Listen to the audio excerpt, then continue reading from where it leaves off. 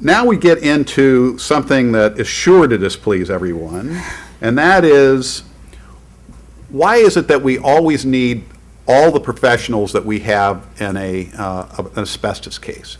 And do we need them right away? If you go through some time and look at the lists of people that are appointed in asbestos cases, I mean, it's unbelievable the number of people that are getting a monthly check in asbestos cases. Well, in a down economy, isn't that a good thing, Judge? Well, you know, there's that way of looking at it, I suppose, but it's not good for the people that are paying it, and it's not good for the asbestos claimants either, because that's money. Every dime you spend on attorney's fees is one less dime that might be available to the claimants. So you have to look at it that way too. But just as an example. But how do you deal with the arguments? We're playing devil's advocate. Yeah. How do you deal with the one constituency that says, well, you know, the other parties are fully armed with their professionals. We don't want to be disadvantaged in any way. We want to have our slew of professionals as well. Here's an idea. How about this? And again, I wish this had happened in Pacific Gas and Electric. I wish I had been smart enough to have this, to do this in some of the big Chapter 11s I've had.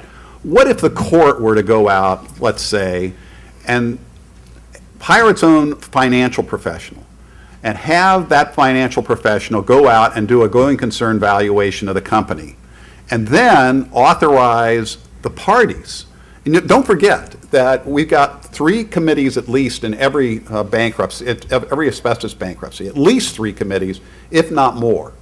Rather than having them all go out and hire their own hired gun financial professionals and then all argue with each other for a couple of years over the numbers, why not have the court appoint its own expert, have them do a report, and then limit, by way of a budget, what the committees do in terms of hiring their financial professionals to say why the court's expert was wrong, rather than everybody arguing with each other over financial results.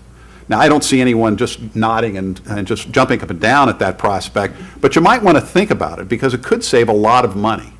If that had happened in a case like Pacific Gas and Electric, the case would have been over almost certainly a lot sooner, because ultimately that's how it got settled. I said to Lehman Brothers, and I said to whoever the other sides was, I want you guys to come up with one number as to what this company is really worth. And they did. And once they did, then each side, the chairman of the board of PG&E and the president of the PUC, agreed to what had to be done at that point. I guess I wonder whether there's too much at stake on all sides to agree to that. I mean, certainly Judge Newsom and I, when we have a small case in front of us where we have a valuation issue, we'll bring it down to a very basic level, a piece of real estate, a business. Suggestions that an independent appraiser or professional be retained to value that asset is often greeted warmly, because both parties know they're going to save some money and they're going to get a decision quickly from the court. I think it's a terrific suggestion, but I just wonder whether, again, the parties are too entrenched on all sides to make it work. Well, that may very well be, but, you know, But it might be worth a try at some point.